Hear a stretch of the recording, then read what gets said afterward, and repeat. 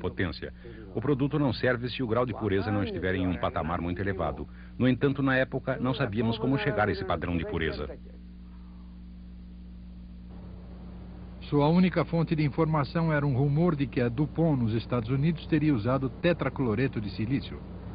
Em 1956 foi construído um forno experimental na fábrica de Minamata.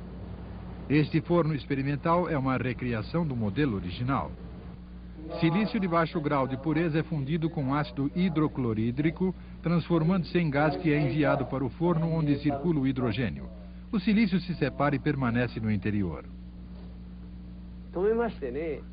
Depois, injetamos um gás inerte, que não tem poder explosivo, e gradativamente fomos substituindo o oxigênio.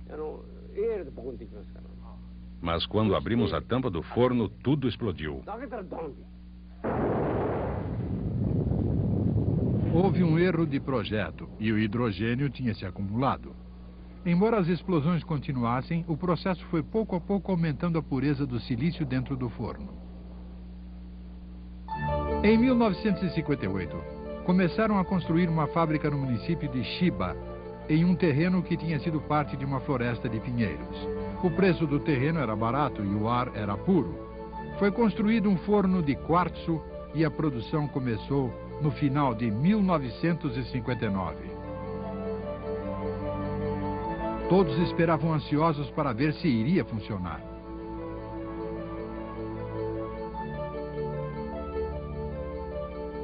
O policristal de silício que eles fabricaram e que tinha um grau de pureza de 10 elevado a 9, foi transformado em cristais simples de silício, utilizando equipamento desenvolvido independentemente.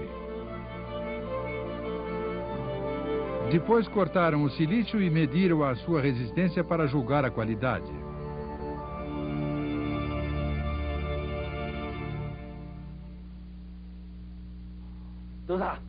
Quando o técnico anunciou que a resistência era de 200 ohms, todos perguntaram: esse número está certo? Devo explicar que o índice de resistência muda completamente dependendo da forma em que é medido e depende de diversas condições. Foi então que o técnico disse: tenho certeza absoluta de que o índice é de 100 ohms ou superior. O fato de termos conseguido o índice de 100 ohms ou superior era algo fantástico. Nunca fiquei tão impressionado como naquele dia. Todo mundo comemorou.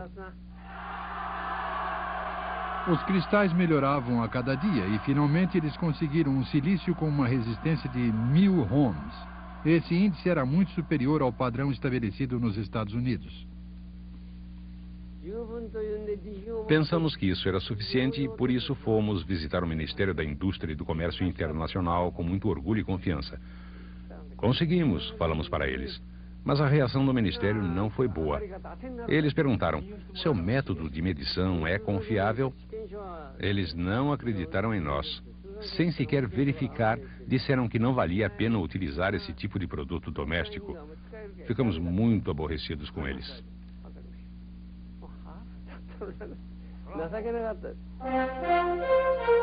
Seguindo para o sul pela rodovia que sai de São Francisco, há amplas planícies nos dois lados da estrada. Esta área é conhecida popularmente como Silicon Valley. Aqui estão estabelecidas aproximadamente 4.800 empresas, de fabricantes de semicondutores até fabricantes de equipamentos elétricos. O Silicon Valley, que se transformou na maior área industrial para produtos eletrônicos do mundo em 1950, ainda estava cheio de pomares. Nesta região, em 1950, o Dr. William Shockley, que descobriu o transistor de junção, recrutou jovens com alto nível de inteligência, vindos de todas as partes dos Estados Unidos, e fundou a Shockley Transistor Laboratories. Este foi o início do que hoje é o Silicon Valley. Estas são as pessoas, as melhores e mais brilhantes selecionadas pelo Dr. Shockley. Foram a força motriz que criou a indústria dos semicondutores. Entre eles estava o já falecido Robert Noyce, que é considerado o pai da indústria americana de semicondutores.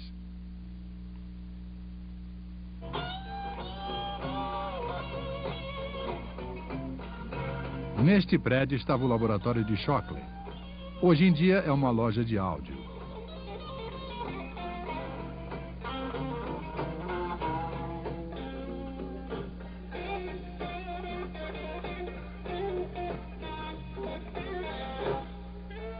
Os jovens, inspirados pelo Dr. Shockley, logo perceberam que ele não era um bom negociante e começaram a procurar outras oportunidades.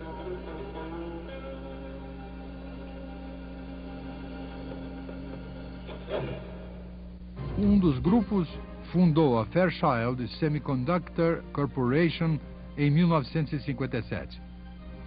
O grupo foi financiado por uma empresa do mesmo nome que fabricava câmeras aéreas. Dirigido por Noyce, o grupo começou a experimentar novas tecnologias.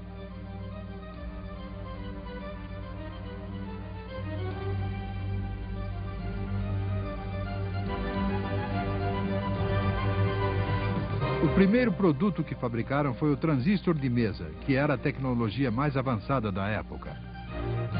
A IBM, que estava envolvida em contratos militares, ficou sabendo da nova tecnologia desenvolvida pela Fairchild. Inicialmente, os pedidos da Fairchild não passavam de 100 unidades, mas foram aumentando aos poucos, e a Fairchild abriu uma rede de fábricas.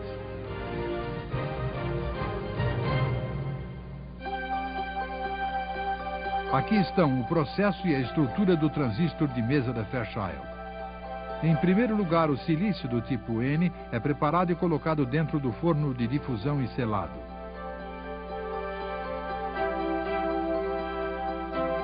Este líquido é um composto de boro utilizado como impureza do tipo P. É misturado com um gás inerte e injetado dentro do forno.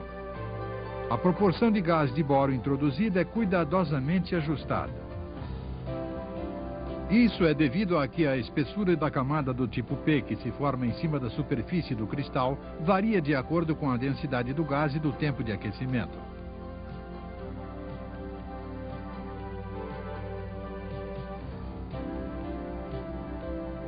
Quando o silício do tipo N é aquecido no gás de boro, forma-se uma camada do tipo P na superfície.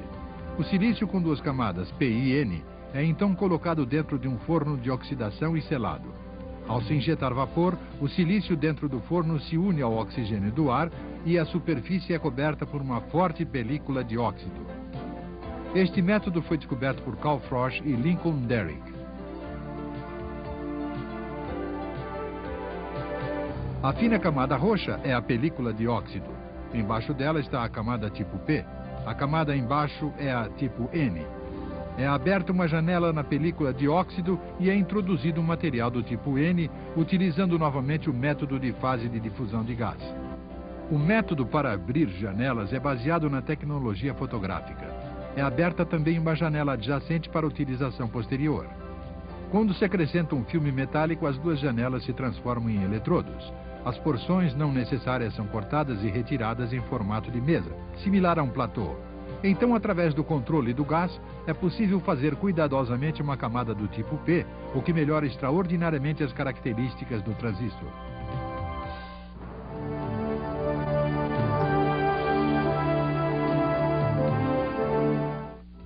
Este programa tem o apoio da Livraria Cultura. É fácil encontrar o livro que você quer.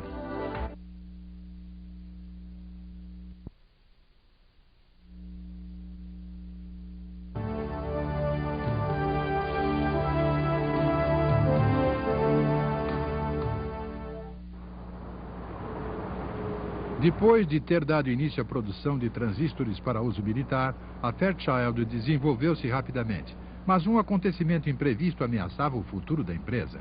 Os transistores de mesa começaram a ter alto índice de falha.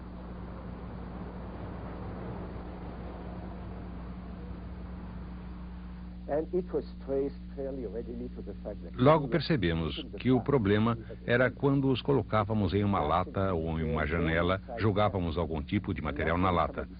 E, obviamente, um pouco deste material, que denominamos de OVNI, objetos voadores não identificados, caía sobre o material. Se caísse sobre algum contato, podia provocar um curto-circuito. Então a Fairchild desenvolveu o transistor planar, em que o silício era completamente recoberto por uma película de óxido e protegido contra a contaminação. Este é o transistor planar desenvolvido por Gene Herney. Não há nada protuberante da superfície de cristal de silício a não ser os eletrodos necessários, o que faz o transistor à prova de contaminação. Esta era a tecnologia planar denominada também de difusão seletiva, que combina a película de óxido, fotogravura e a difusão de fase de gás das impurezas. O transistor planar conquistou o mercado proporcionando grandes lucros. A Fairchild, que tinha estado praticamente à beira da falência devido à contaminação que comprometia o transistor de mesa, começou a progredir e a se tornar uma empresa gigantesca.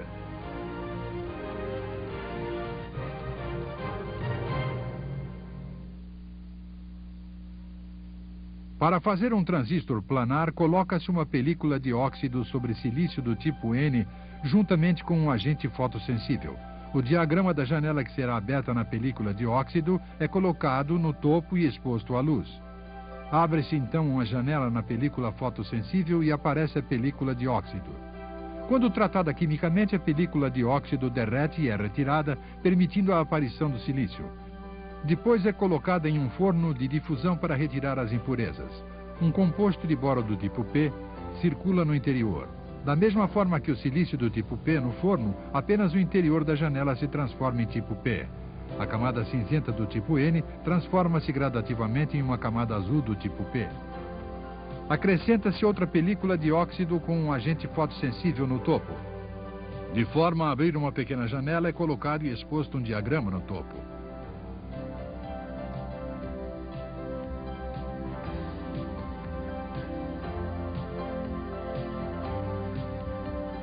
Abre-se assim uma pequena janela no topo da camada do tipo P. Novamente utiliza-se a difusão de fase de gás para aplicar um material do tipo N. Da mesma forma que com a camada do tipo P, apenas o interior da janela é transformado em tipo N.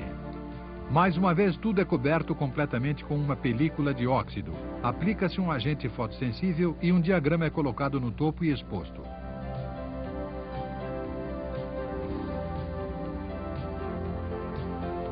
Durante o tratamento, uma camada do tipo N fica protuberante no meio, da mesma forma que a camada tipo P. Então é acrescentada uma película de alumínio juntamente com um agente fotossensível e diagramas de eletrodos. Depois é exposto. Durante o tratamento, as partes não necessárias são retiradas e permanecem apenas os eletrodos. As únicas partes protuberantes são os eletrodos e todo o resto fica recoberto por uma película de óxido. Esta tecnologia acabou levando ao desenvolvimento do circuito integrado. Jack Kilby tem 69 anos. Em setembro de 1958, ele criou o circuito integrado. Foi ficando cada vez mais patente que era possível fazer qualquer tipo de equipamento. Eu tinha visto o que este material fizera com os transistores. Do mesmo modo, poderia ser aplicado aos resistores diódicos, prepósteros e outros elementos de circuito.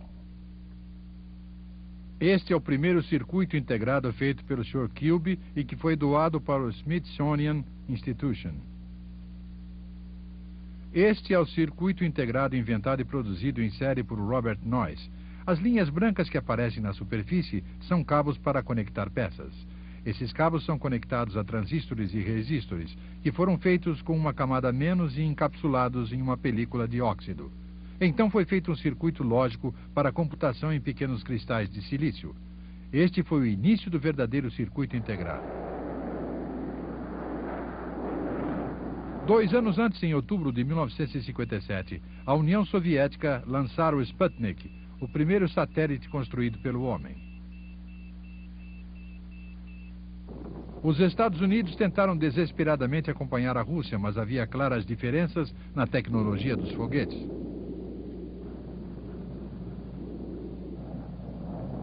A União Soviética lançou um homem ao espaço, deixando os Estados Unidos surpresos. O astronauta Yuri Gagarin ficou em órbita em volta da Terra. 10 meses depois da União Soviética, os Estados Unidos também colocaram um astronauta em órbita, mas o foguete não conseguiu igualar o Vostok de fabricação soviética.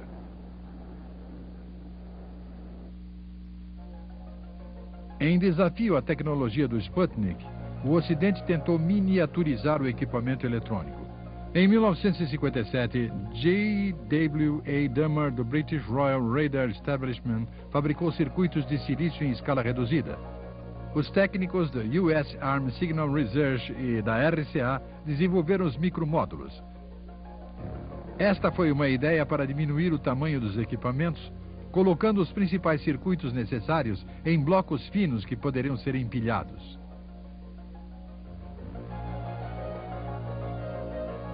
Os técnicos da Westinghouse desenvolveram o conceito de eletrônica molecular.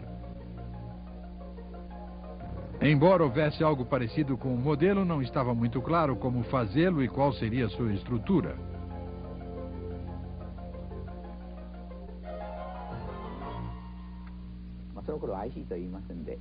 Naquela época, não falávamos de CIs. Eles eram denominados de circuitos sólidos. Ouvimos falar que eles tinham sido aperfeiçoados, mas os detalhes eram meros rascunhos. O que ouvimos dizer é que alguns circuitos tinham sido colocados dentro de algum material sólido, e praticamente essa era a única informação. A primeira reportagem falando sobre a construção do AC apareceu na revista Electronics.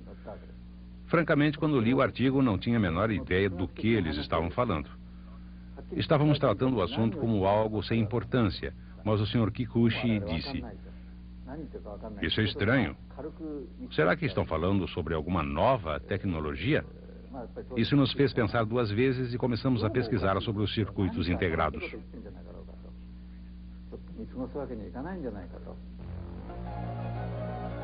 No laboratório eletrotécnico, dois pesquisadores começaram a fazer testes de fabricação em um circuito de estado sólido, utilizando tecnologia independente.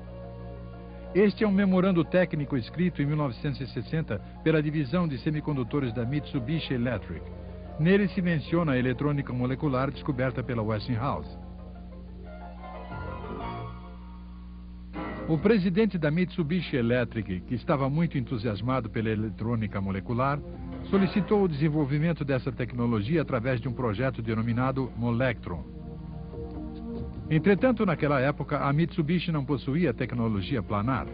A única coisa que eles tinham era uma tecnologia rudimentar para criar uma resistência em silício utilizando gravura de linha. Os técnicos colocavam parafina sobre a superfície do silício feita de 2 camadas PN e depois a riscavam com uma ponta de aço. Quando mais tarde era submergida em fluido apropriado, a parte sem parafina apresentava resistência e seu valor era determinado pelo comprimento do risco. Em janeiro de 1961, a equipe de Tarui Denda, do Laboratório Eletrotécnico, concluiu um circuito de estado sólido depois de árduo trabalho. Eles construíram, dentro de um chip de cristal de germânio, um transistor, um resistor e um condensador que foram conectados com cabos e fixados com resina. Este foi o primeiro circuito integrado japonês.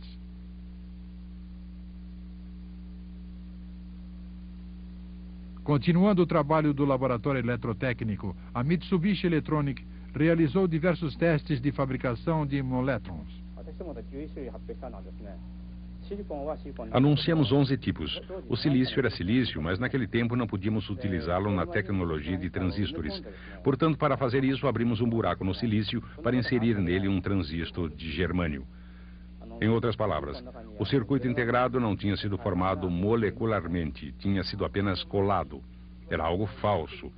Isso causou problemas, porque diversas vezes fomos questionados por pessoas como o Dr. Denda. Como foi feito o seu Molectron? Estávamos tão envergonhados que preferimos não responder. Esta é a patente do transistor planar. Foi também a tecnologia básica para os circuitos integrados. Utilizando esta patente como arma, Robert Noyce, da Fairchild, solicitou ao Ministério da Indústria e do Comércio Internacional para autorizá-lo a produzir semicondutores no Japão.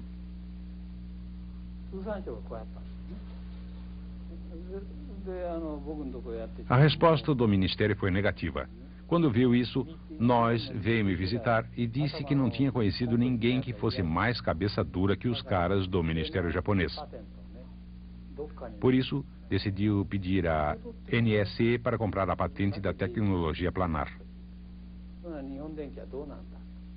Osafune e Noyce fizeram amizade em uma reunião celebrada durante uma conferência acadêmica.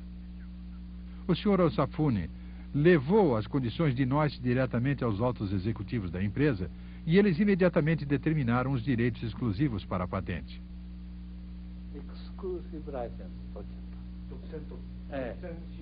Conseguimos uma licença exclusiva.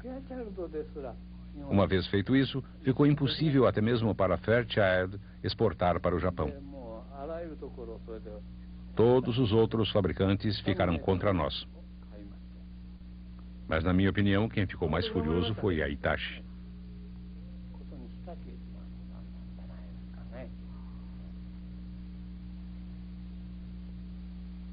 Naquela época, a Hitachi estava trabalhando para implementar medidas que impedissem a degradação dos transistores de mesa. Ao abri-los, é possível ver os cristais de silício no seu interior. A equipe da Hitachi estava tentando eliminar a contaminação, tratando mais tarde a superfície dos cristais transistores já prontos.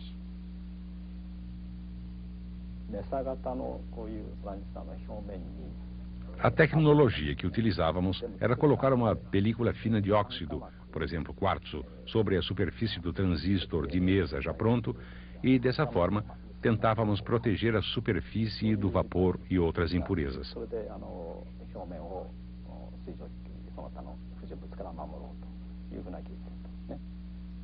Prontos os transistores, o tratamento pelo calor tinha que ser feito em temperaturas baixas. De vez em quando, o material orgânico do óxido de silício se transformava em gás. Esse gás circulava no forno e os wafers foram colocados no interior para ver o que acontecia. A superfície ficou recoberta com uma película de óxido de silício. Mas fazer essa película dissolvendo um composto orgânico em baixa temperatura é muito diferente de fazê-la com quartzo em altas temperaturas. Fica muito áspera e cheia de buracos, de forma que o vapor acaba invadindo tudo através desses buracos.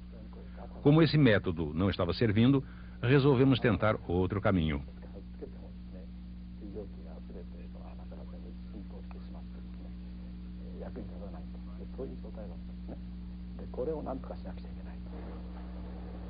Desta vez, eles acrescentaram uma película metálica em cima do óxido de silício e o colocaram no forno para utilizar o fenômeno em que dois materiais muitas vezes se fundem quando aquecidos juntos em baixas temperaturas.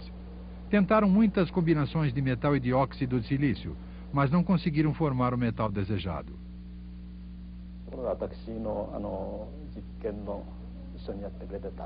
Mas um jovem que trabalhava comigo na experiência, certamente para ver o que acontecia, colocou algumas partículas de chumbo em uma placa de quartzo e as aqueceu em um fogareiro.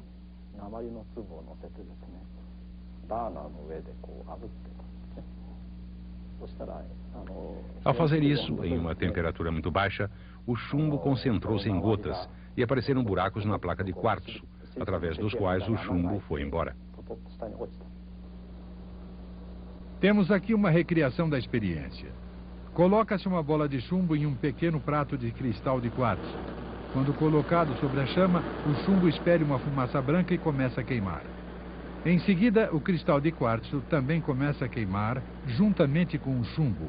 E o fundo do recipiente derrete como se fosse açúcar e cai. Isso mostra que, quando uma película de óxido é feita com metal em baixas temperaturas, ela se transforma em uma película de alta densidade. Foram os técnicos da fábrica que tiveram a ideia de utilizar este método como meio de enfrentar a patente planar. Decidiram retirar a película de óxido e aplicar uma nova película para criar um transistor baseado na tecnologia de passivação de superfície em baixa temperatura. No entanto, ao tentar a produção em massa, a tecnologia teve de enfrentar imensas dificuldades que não tinha enfrentado no estágio de testes de fabricação.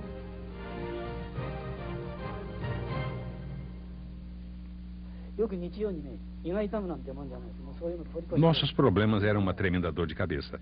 Não conseguíamos fabricar nenhuma unidade. Os clientes tinham uma data de entrega. E embora tivéssemos dito que poderíamos fornecer 100.000 peças por mês, não tínhamos a mínima condição de fazê-lo. Este problema não era apenas em uma empresa. Muitas empresas tinham feito pedidos e estávamos sendo criticados em todas as partes. Tínhamos seguido um caminho independente e tínhamos recebido pedidos. Mas quando